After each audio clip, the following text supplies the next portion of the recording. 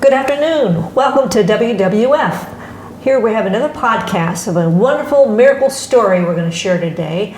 And we're so excited to introduce Aaron, Jody, and Gabriel. He's behind the scenes, but he's going to join us in a few minutes.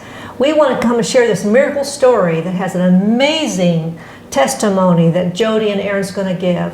And we're so excited today to hear what God has been doing for both of you. So Jody, we want to introduce you, and I hear that you and Aaron both have had history with being at Rhema, or under the teachings of Rhema. So would you just kind of share a little bit about that, because that is really laying the foundation of what you're just about to face.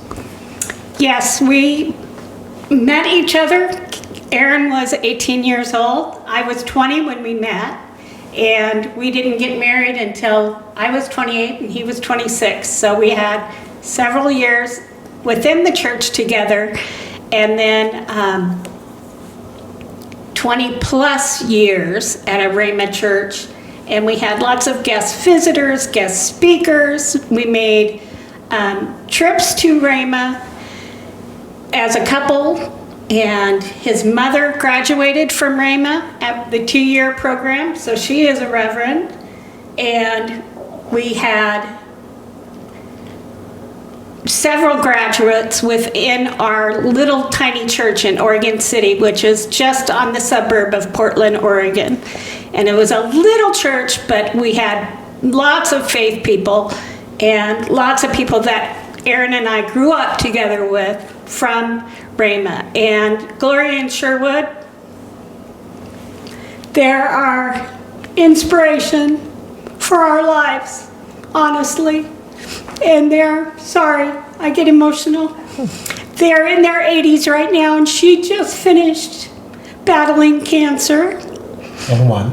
Again. Praise God is there. Wow. And won. All right. Again.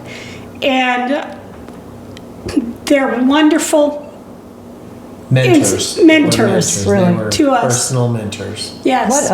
What a great thing to start out with. You're young, Yes. and here's these brilliant mentors that you're learning and gleaning from. Yes. Wow, what a difference. And she has been an associate pastor even before Sherwood came into the ministry and became a pastor. And her colon exploded. Oh, And God rebuilt her colon. really? So with my testimony and where I've come from, she is more than a mentor. Wow, She yes. has been through the same exact, almost identical. But I had irritable bowel, I had ulcerative colitis, and now I have Crohn's. So we have different, her bowel history and my bowel history. Even though they're parallel, they're different because of, quote unquote, the disease that I carry. Have you had this for a long time? Is this an ongoing battle year to year? Yes. Okay. Yes. The irritable bowel first started close to 20 years ago. And after I had my daughter, it transitioned to ulcerative colitis. And she is now 18 years old, so it's been 18 years since I had UC. They removed my large intestine. Thank you. They removed my large intestine, and I've been pretty much healthy after that major surgery. That was 9 years ago. And now they have said that my small intestine has Crohn's in it, which I no longer have UC. I now have Crohn's and have been battling what they called this year, starting last February.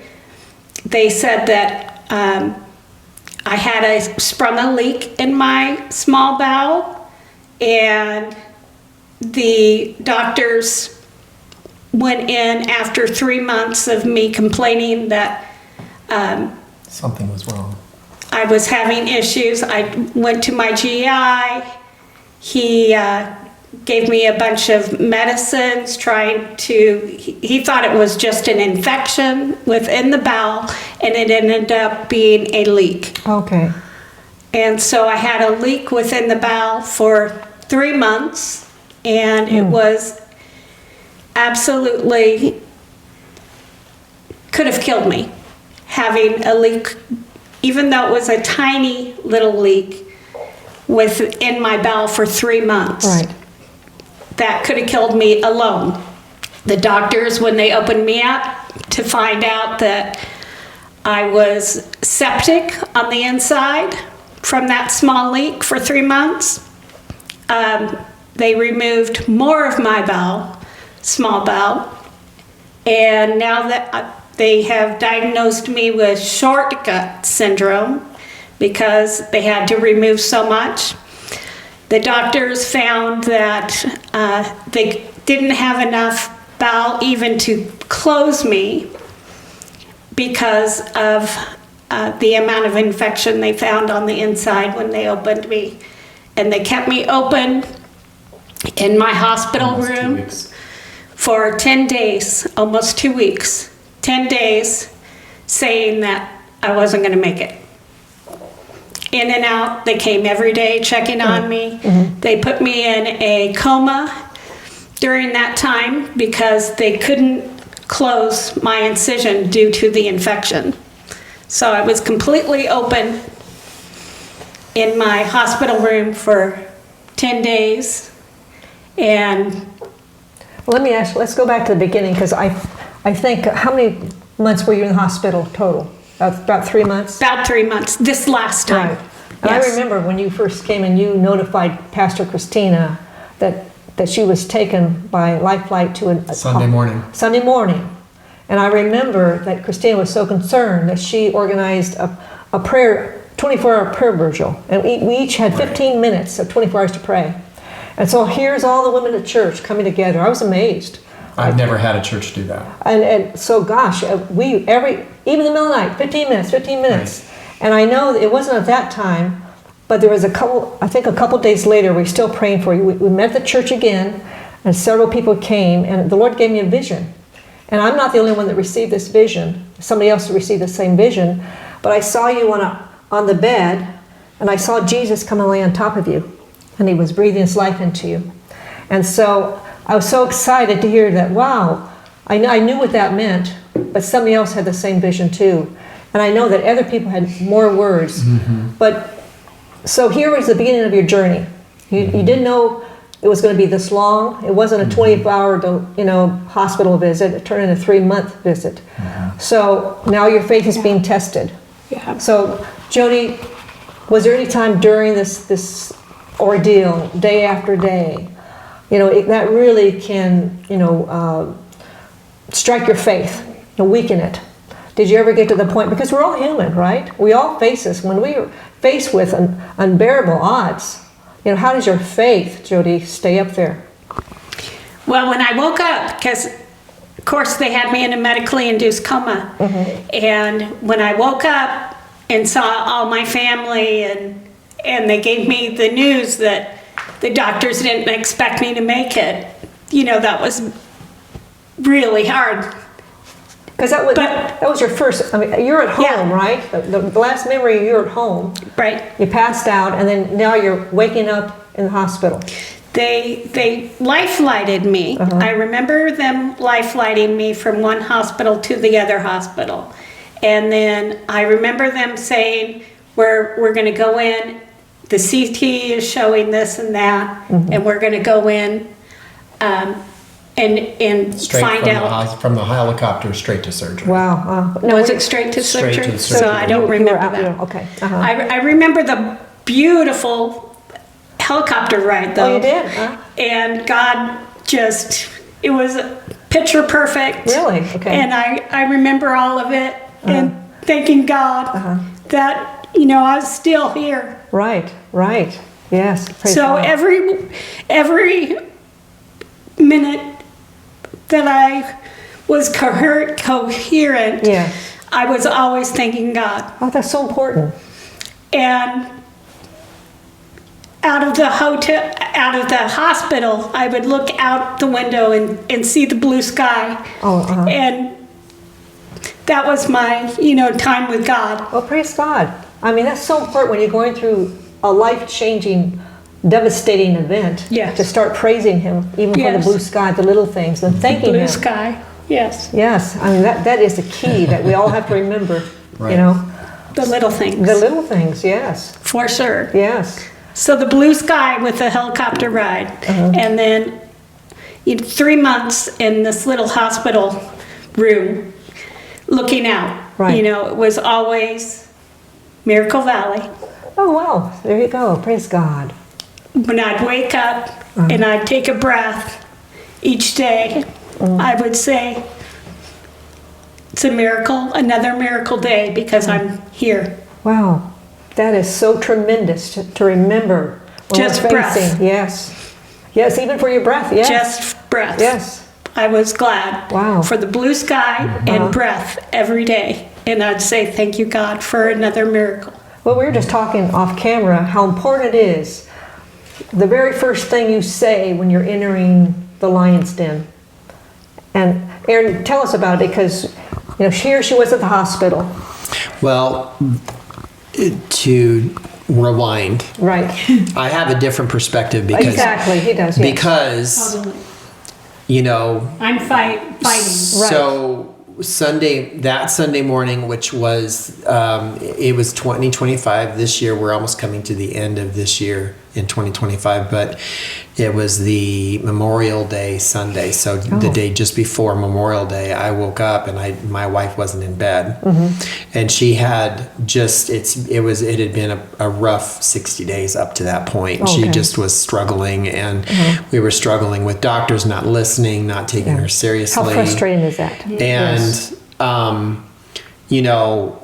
as a husband, you sit there and you see your wife suffering, and when the professionals don't give you ear and they aren't, and something's wrong. Right. Well, I woke up Sunday, she wasn't in bed, and I had been helping her get up and go to the bathroom and doing different things. And I woke up, got up. I was like, "Where are you?" Well, maybe she's feeling better, So I woke up, got out of bed, and she's in the middle of the living room on the floor, and just kind of like not that vacant stare, Right. like not. She's about half of her resources were working. Yeah. So when I looked at her and I saw, and then she wasn't really responding right, of course I called Gabriel and we got her off to the hospital and we got her in, and they got her in right away. And as soon as they were able to determine what they were dealing with, they life flighted her out. Oh, okay. And they told me, we know she has embolisms.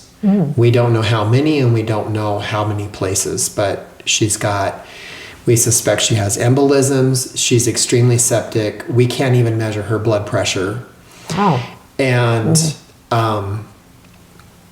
there's this element of dehydration, and they just went down, started going down this laundry list, and they said, "Mr. Erickson, your wife is extremely sick, and she's so serious, we can't take care of her here. We're life flighting her out. So you just leave here and head to downtown."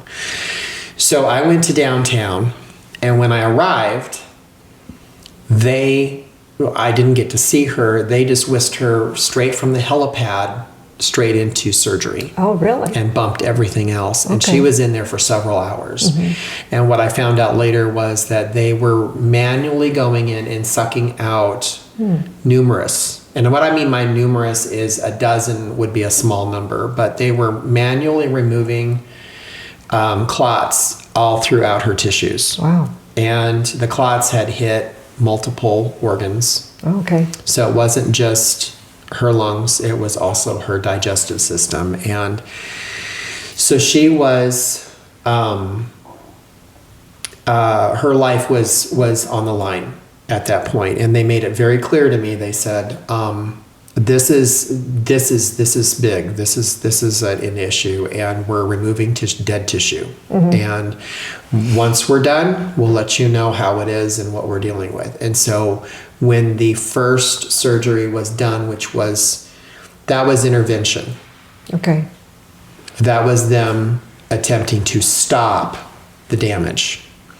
And what we had found out was she's been on blood thinner, an anticoagulant for years. Yes. But because her small intestine started dying, she wasn't absorbing it, which then turned around and caused a whole cascade of issues where she started clotting just everywhere, because even though she was taking the medication, it wasn't getting inside her system. Makes sense. And so, anyways, they basically cut her open from here all the way down. Oh.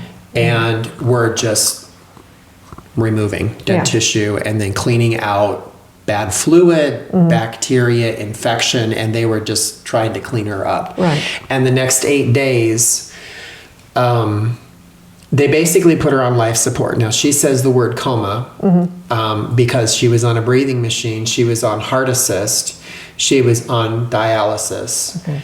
So, and then she was on 9 or 10 drips of different medication because they could not keep her blood pressure up.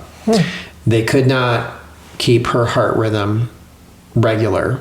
They couldn't maintain her kidney output of urine. And so every medication they gave her, there was a complication that it would cause, or there was an effect, a possible negative effect, which all of them did have a negative side effect. And so there was this razor's edge balance that we were walking there. And then, so every day while she was out, the doctors would always come in with an evil report. Right. Now, we call it an evil report. Yes. But there's reports that you get back like you have the flu. You have cancer. Or you have cancer. Yeah. But it's different when a doctor comes in and he says, we have your wife split open and we can't close her. Yeah. So That's a whole different thing. It is. So that was a shock. So There was a shock. How did you respond? Because now here you have the Rhema training. You've been through these and that's really good to bring up because one man, very wise man, he told me many things during my life. But one thing he said is, Aaron, you never want to learn to swim when you're drowning. And a lot of life's lessons, we can learn. And this really comes with being mentored in a church. And so many churches, they preach a message, but they don't really mentor. That's right, yes. And one of the things is he always tried to instill into me certain things. And he said that, like on Mother's Day, one of the things I always remember him saying is, moms, you pack your kids' lunch. But when God packs your lunch and the pastor packs your lunch, if he does it right, you're taking that lunch with you and you never know when you're going to need to open it. And we were opening up everything that was packed. And you knew at that point. Well, I knew I had. So here's some of the first things that came to my mind because like no temptation comes to us except as common to man. Right. He'll never give us more than we can handle. Right. And so we sit here and we look at the word temptation and we think of sin, but That's temptation is a test. Right. And so I knew, I just knew that everything that I knew, I was equipped right then and right there. Praise God. I just knew. I had a peace. Wow, that's so important. I had a peace. Peace in the storm. That I knew. We both had peace. Good. Always. And so I called pastors and I advised and I knew and I just knew that they would do what they're going to do. And then I made a few other phone calls and I just was like, okay, I know what to do.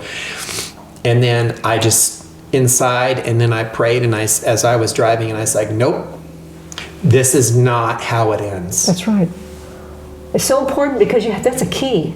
You have to see the end. And I drew a from the line. beginning. I actually, while I was in traffic, I drew a line, and I was like, God, right now it's you and me, and I'm fine with that. And she will, and I kept saying, she shall surely live. There was a song that we had back in our old church, and we had a lot of songs, but I was like, she shall surely live and not die. She will thrive.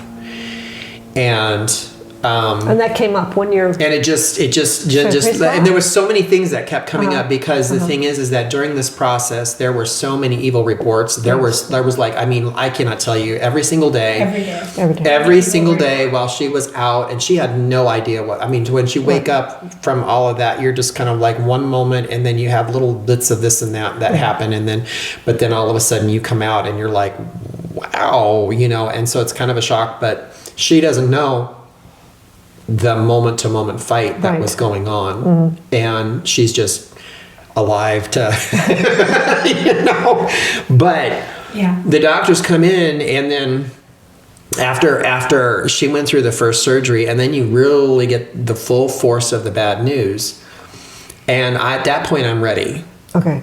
At that point, as a husband, I'm like, okay, give it to me. Whatever you got, give it to me. And one friend called me from the church, and he's like, how you doing? And I said, honestly, I'm mad. He's like, what do you mean? I said, Psalms 23 has a completely different meaning right now. And I was like, what I had a picture of was, I'm sitting down at a table, and I have everything in front of me, and all of my enemies are surrounding me, and I get to eat in safety. I can have whatever I want. That's what you thought. He at the has beginning. prepared a table before me in the presence of my enemies. My cup runneth over. Surely goodness and mercy. And the whole thing was just like right there. And it's like, I am not in the shadow of death. I am sitting at the table that the king has prepared for me. I can order anything as much as I want on the menu. I can eat as much as I want. I can take it to go if I want. What's such a revelation? And I sat there, and he's like, and on the phone, he's like, wow, I never really thought of it like that. I said, I am literally sitting down at the table, and I said, I will take everything on this table. I will take it in with me. I'll take it in the hospital. And I said, I'm going to smirk at the enemy every single way I can. And I'm going to remind him, this is what you walked away from when you got deceived and you. Wow. And I said, God. I will rub his nose in it, and I'm going to enjoy it, because this is what was paid for at the cross. And I said, I am not going to be nice about this. Wow, you can't be nice when you're facing an enemy like that. Well, yeah, that's he's so. The first report that came out was, we don't know what to do with your wife, Right. and that's really what it came down to. Is like, your wife is the sickest, most close to dead person we have in this entire hospital, and all of our resources are going to be put on your wife. All of our best doctors, all of our best surgeons, and it's a teaching hospital, so your wife is going to be on display. Students. And the students were Would coming come in, in. because At she a was time. the worst case that they had seen in a long time. And So they had to get the best minds together, didn't they? Right, Because this right. is so overwhelming. even for and the every doctors. doctor came in, and they were like, Even for the doctors. okay, well, let's watch her die. Oh, Now, they didn't say that, okay. but their actions were like, she's a tough case. Yeah. And so we're going to teach our students. And so it was that bad. It was Really? that bad. Wow. And she was the teaching case to show when things are that bad. Okay, now you saw this happening. Mm-hmm. Did you ever stand up and say, let me tell you my side? No. Okay, I'm just curious. You, Mom had an issue with the doom and gloom. Okay. My yeah, mom. Your mom. well, so, and And I can understand The that. being doom a and mom. gloom. Yes, I can yeah. understand that. So, They'd say one thing to her face, and then Tell the students tell the something students else. Oh, yeah. something else. Yes, moms Yeah. are like that. You know, And, just give us a and chance. so Mom's like, why do you tell me one thing, and then I hear you telling the students, Yes. the 8 students that are with you, the doom and gloom, Right. the worst case scenario. but they come into my room and tell my mom something different. Yeah, that was really hard on her. I bet she put them in their place. Good for moms. Yeah, moms. Yeah, So moms. the first evil report, I really don't like that word, evil report, but anyways, the first report, that the diagnosis that we got back was really bad, and it was basically, your wife has a issue with inflammation and clotting, and she's septic, and I mean her blood, her own blood is turned against her, and she's, I mean, just blah blah blah blah blah. Right. Mhm. And I used to be in pre-med, and so I sit here and I listen and I understand. I understand. And it's tough because you sit there and your natural mind wants to run. Right. Just run with all of this knowledge. And I'm just like, okay. And then the enemy, life and the enemy kind of sing the same song, and they ask the same question sometimes, is what are you going to do now? What you going to do now? Yeah. Well, what you going to do with that? What you going to do? What you going to do? What are you going to do now? And that's really the test, is what are you going to do now? Right. And Let me interject for a minute. Aaron's grandmother was a nurse, an at-home nurse. She took care of elderly. His mother was a nurse and owned a nursing home. And Aaron, like you just said, was pre-med. So he grew up in a care center his whole teenage years with the elderly Death and and the dying. sick.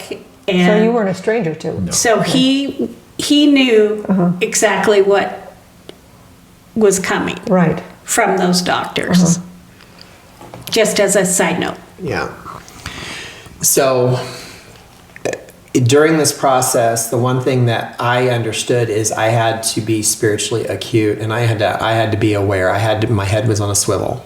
And so I was like, I am not going to be surprised by anything, and I'm not going to be shocked by anything, and I can't afford to fall apart, because this is, when you get into the middle of a fight, you can't afford to fall apart. Right.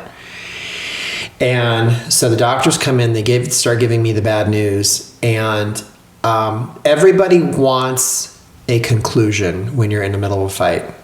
Meaning, when you're in the waiting room to hear what the doctors say, because you have no idea, you just want, number one, are they going to live? Right. She's going to be fine. Yeah. That's what you want want. to hear that. Yeah. And the first day goes by, and then they come in, they say, okay, she's on life support, and they start going down the entire list. And guess what? We weren't able to close her. Her gut is wide open. And we can't do anything with her because she's so poisoned, and she is so toxic, and she is so inflamed. We can't touch her. We can't finish it. You sit there and you're like, what in the world? And so, okay, and then you have the believers, the sisters from the church. Okay. And the pastors calling, and the pastors call, and then they're like, okay, how is she doing? How is she doing? And you sit there and you're like, well, she is Faith. alive. Faith. She's alive. Right. But, and then you go back, and the thing is like what I've learned about for myself and from going through this with other people is faith people usually don't do good with sickness, death, dying, and disease and stuff like that. They don't like talking about it. They're not comfortable. All of a sudden you get people responding weird, like, no, she's not dying. Right now her body is on the saying knife's something different. edge. Yeah. And they just go into, I don't want to say a delusion, but they kind of go into a denial and calling it faith. And I was like, okay, I was like, okay, God, I want to learn from this. I want to be victorious. I want to learn from the fight, and I want to build my fighting skills, my, whatever I need to get it, and I'm going to get it. I'm going to get it on this go, and we're going to do it right. And I'm not going to be stupid. And that's just how I was. Right. There was this realism that came out of it. And, So let me ask you, because this is Yeah. a good point you bring up. From your experience now, how should Christians now respond? well, I'll tell you how Appropriately. I responded. Okay, tell us. Okay. Okay. So when they came in, and it was not to be gross or graphic, Right. but basically they said, Aaron, we cannot even put your wife's organs back together Right. because when we put our hands inside of her to start stitching her up and put her back together, her organs melt in our hands. Okay. Falls apart. It falls apart and they melt. And that's how tender. It's kind of like a tenderized piece of meat that's over tenderized. It just falls apart when you cook it. Yeah. And I don't mean to be graphic, but that's just, I mean, and you can be so inflamed on the inside that your insides just Yeah. don't work. And they were like, your wife is, if we touch her, she falls apart. So we have to let her not only stabilize, but we have to let the inflammation go down. And if it doesn't, we can't close her. And that's a terminal, that's where we reach the end of our Okay. ability to. And so when the doctor, and every time they would go in, like either every day or every other day. And it ended up being where they did 9 surgeries. And each time they'd go in, and they would remove a little bit, clean her out, Yeah. and then they would make a determination amongst the surgical team, and they'd say, okay, can we do anything? Nope, we can't do anything. Okay, well, we'll let the family know. Now imagine having that every time where somebody says, okay, we're going to go into surgery and we're going to see what's going on. And then you're hoping. And then they come out and then they say, oh, no, Not today. not today. I'm sorry. Oh, and by the way, I can't keep your wife's blood pressure up, and I can't get her breathing right, and I can't do this. Oh, and then on day 2 or 3, okay, well, your wife's kidneys have stopped functioning, and they're probably no longer good. She's going to be on the cat dialysis the rest of her life. After your body's just shutting down. It was like shutting down, Yeah. and that's exactly what they said was her system is shutting down. Every day. Every day. It was Yeah. just, and it was like, well, we're giving her medications, it's keeping her alive, but it's killing her. So how did you deal with that in a spiritual sense? You you see the same, you Yes. stick, the one thing that stuck in my heart was don't flinch.